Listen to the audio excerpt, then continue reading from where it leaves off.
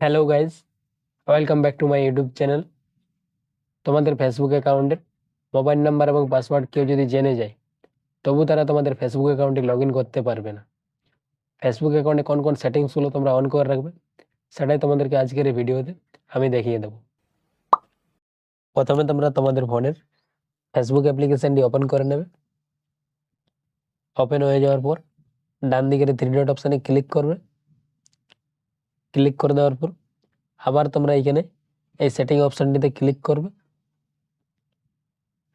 Click করে দেওয়ার পর তোমাদের সামনে এরকম একটা ইন্টারফেস চলে আসবে। এইখানে তোমরা এই অপশানটিতে ক্লিক করবে, see more in account centre. Click করে দেওয়ার পর এইখানে তোমাদের অনেকগুলি অপশান চলে আসবে। তোমরা এইখানে এই অপশানটিতে ক্লিক করবে, পাসওয়ার্ড অ্যান্ড সিকিউরিটি।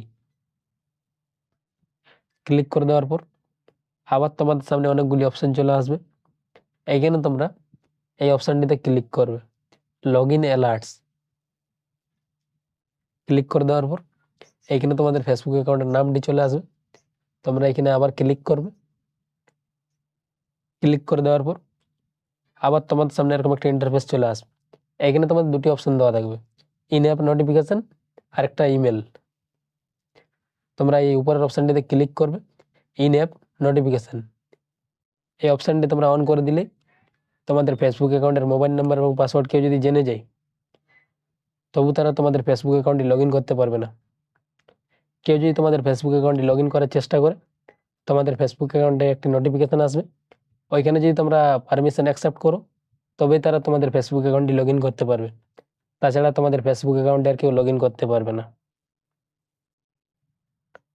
ভিডিওটি এই পর্যন্তই ছিল। ভিডিওটি যদি তোমাদের ভালো লেগে থাকে, তাহলে ভিডিওটিতে একটি লাইক করবে এবং চ্যানেলটিকে সাবস্ক্রাইব করে পাশে থাকবে এরকম আরও নতুন নতুন ভিডিও দেখার জন্য।